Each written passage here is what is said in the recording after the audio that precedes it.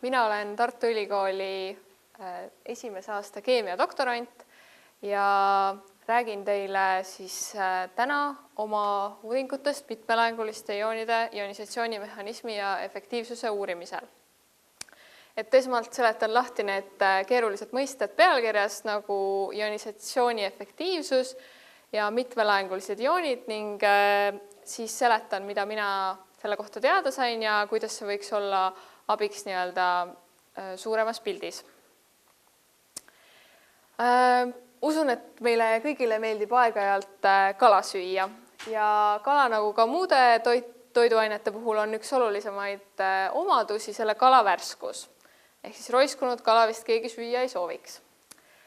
Üks protsesse, mis toimub kalas siis roiskumise käigus, on aminohapete nagu histidiin, muundumine siis biogeenseteks amiinideks nagu näiteks histamiiniks. Väga sarnased nimed, üks on histidiin, teine histamiin. Kui me nüüd sooviksime teada, kui värske meie kala on, siis üks võimalus ongi võtta sellest kalast proov, valmistada sellest lahus ja uurida seda siis massispektromeetriliselt. Ja sel juhul tulemuseks saaksime slaidil oleva spektri, kus siis siin on ära näidatud histamiinile vastav signaal ning histidiinile vastav signaal. No üsna lihtne oleks järeldada, et histidiini on rohkem lihtsalt spektrile peale vaadates ja kui me teeme lihtsustuse, et me ütleme, et kala on värske, kui histidiini on rohkem ja kala on roiskunud, kui histamiini on rohkem, siis teeksime järelduse, et kala on värske. Selgub, et tegelik tulemus on hoopis vastupidine. Selgub, et tegelikult selles kalas, mis seal eelneval slaidil oli, on juba hakanud toimuma roiskumine, ehk siis rohkem on tegelikult histamiini. Aga seda me spektrist millegipärast ei näe. See erinevus on tingitud siis nende ainete erinevast ionisatsiooni efektiivsusest. Ehk siis sellest, kui hästi nad selles massispektromeetria allikas ioniseeruvad ja kui hästi me neid siis siin selles spektris näeme. Et juba siia peale vaadates võime teha järeldus, et kuna histidiini signaal on suurem ja tegelikult teda on väiksem, siis tema ionisatsiooni efektiivsus on palju suurem kui histamiinil, mida küll on rohkem, aga spektris näeme teda vähem. Kui nüüd minna edasi mitmelahingulisuse seletamise juurde, siis väga lihtsalt öeldes on mitmelahinguline ioon selline aine, mis on võimeline siis andma ühest suuremat laengut. Et siin on toodud näited, et siin on see siis ühelahinguline ja need siin on siis mitmelahingulisi iooni andvad ained. Ja järgnevalt vaatamegi, miks see kasulik on massispektromeetria seisukohalt. Nimelt massispektris, mis on siis see ionis siin slaidil, on vertikaalteljel ainele vastav signaal ehk siis intensiivsus ning siis horisontaalteljel on selline tähis nagu MZ, mis tähendab massilaengu suhe, nagu ka siin toodud. Ehk siis on selle uuritava ühendi mass jagatud tema poolt omandatud laengute siis arvuga. Kuna massianalüsaatorites on piirangud, kui suur see skaala võib olla, siis võimaldab just mitmelahengulisus uurida selliseid suure massiga ühendeid, mida me muidu siis ei näeks, kui nad oleksid ühelahengulisena, sest et nad oleksid ilmselt kuskil siin skaalast väljas. Aga kuna me saame massi jagada suure laenguga, siis kokkuvõttes see massilaengu suhe siin tuleb väiksem ja saame siis uurida väga palju suuremaid ühendeid nendest, mis siin ka slaidil on toodud, et näiteks selliseid aineid nagu peptiidid ja valgud, mis meil on kehas kõik väga olulised.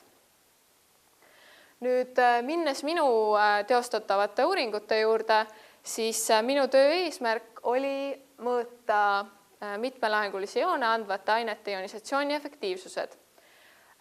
Samuti soovisime koostada mudeli nende ionisatsiooni efektiivsuste ennustamiseks.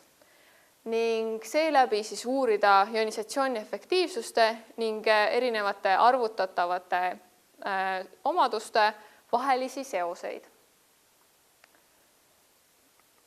Selle tegemiseks siis kasutasin massispektromeetrit koos elektropihustusionisatsiooni allikaga. Kokku uurisin 31 ühendit suhtelisel meetodil nii happelises kui aluselises lahustis ning need omadused leidsin siis arvutuskeemiliselt Cosmo RS meetodil. Lühidalt väike seletus ka, mis see suhteline meetod on. Nimelt üks võimalus on aineid uurida eraldi, kõigepealt ühte ja siis teist.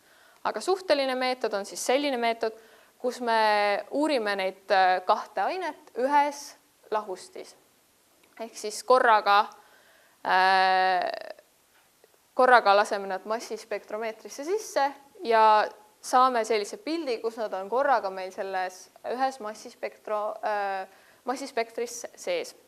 Ning vaadates nende intensiivsused ning teades nende kontsentratsioone ehk siis sisaldusi, saame arvutada nende kahe aine omavahelise suhtelise ionisatsiooni efektiivsuse.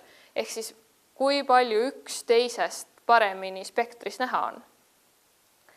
Ning kui me siis võtame omistatud ionisatsiooni efektiivsuste ja suhteliste ionisatsiooni efektiivsuste vahede ruutude summa minimeerime, siis saamegi need ionisatsiooni efektiivsused, mida me saame hiljem võrrelda.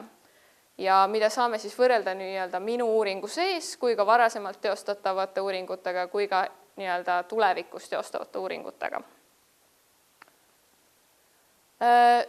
Minu töö üheks eesmärgiks oli uurida ka seda, et kas me saame kuidagi eraldada, et ühed ained meile annavad mitmelaengulisi joone ja teised annavad ainult ühelaengulisi joone.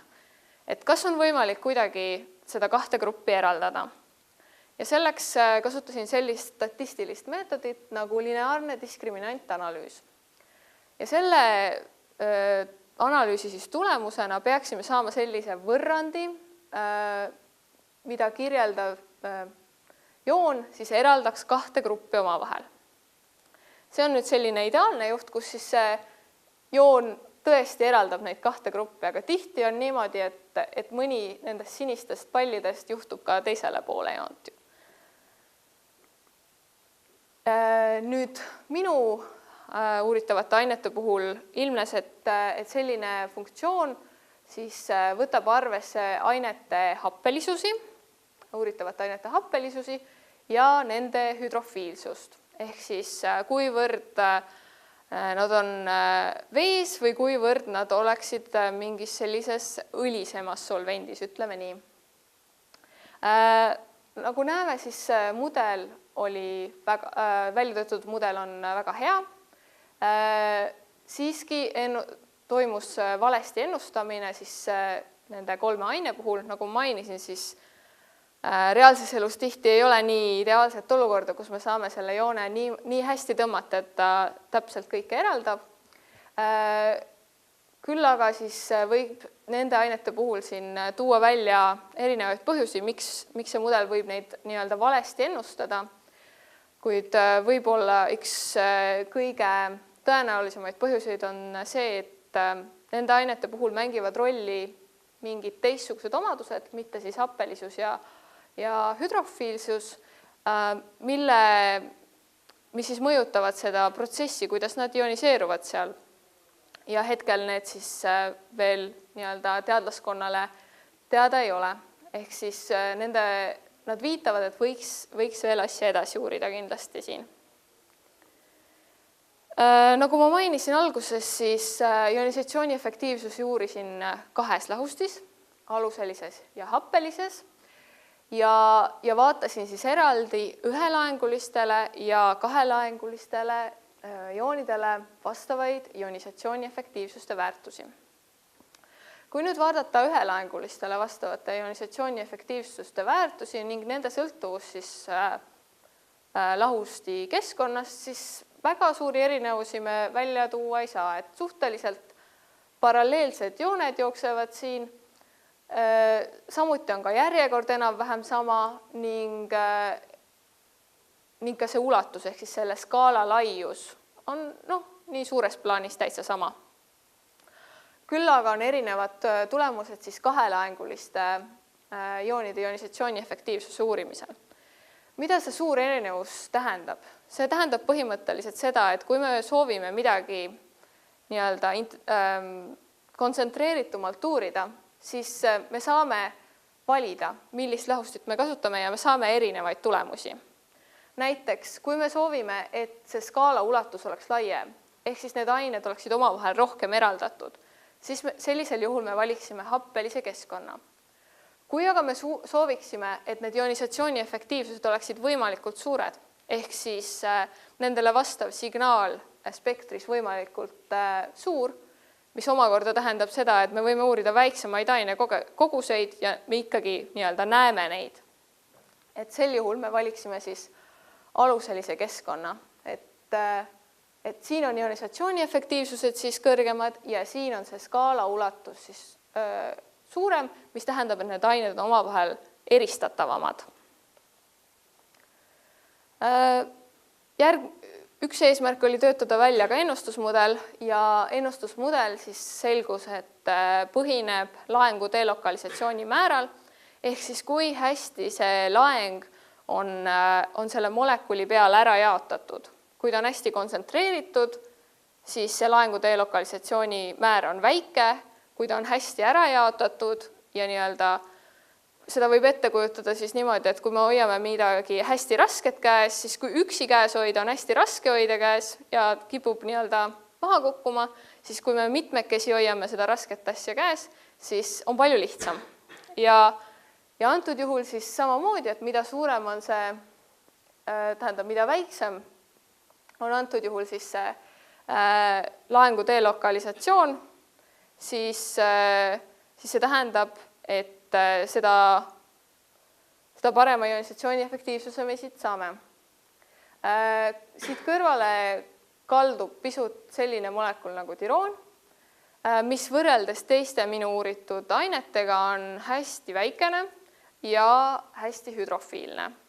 Et ilmselt kui me tema sarnaseid ühendeid veel oma uuringusse kaasaksime, siis me saaksime sellise mudeli, kus ka tema jaoks see mudel on parem. Järeldustena võib siis välja tuua, et mitmelaengulisust mõjutavad nii analüüdi happelisus kui hüdrofoobsus ning keskkonna happelisusega saame mõjutada siis seda, kuivõrd eristuvad need ained meil on või kuivõrd intensiivse signaali me saame. Ning selgus samuti, et siis kvantitatiivne mudel ionisatsiooni efektiivsuse ennustamiseks põhineb just selle laengu delokalisatsiooni määral.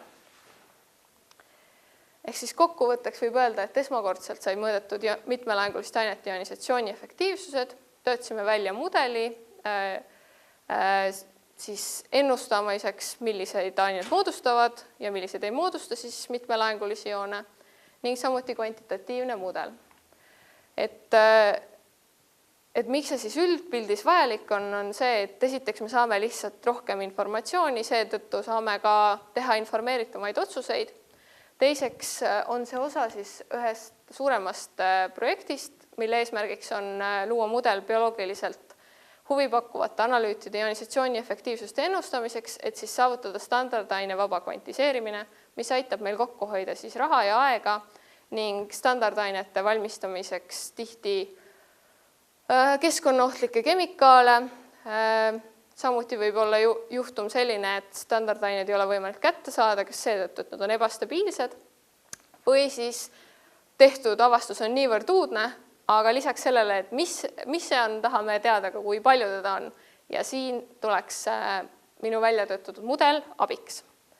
Ja kui me nüüd tagasi lähme selle algse kala värskuse juurde, siis näeme, et kui võtame arvesse minu mudelist välja arvatud ionisatsiooni efektiivsusi, siis saame me õige tulemuse. Ehk siis teeme järelduse, et kala on hakanud roiskuma. Samuti näeme, et see omavaheline suhe ei ole tegelikult väga erinev. Ehk siis kokkuvõtteks võib öelda, et minu mudel on juba praegu rakendatav selliste otsuste tegemiseks ning kindlasti edasiarendamisel saame parandada ka täpsust. See on minu poolt kõik. Aitäh! Aitäh!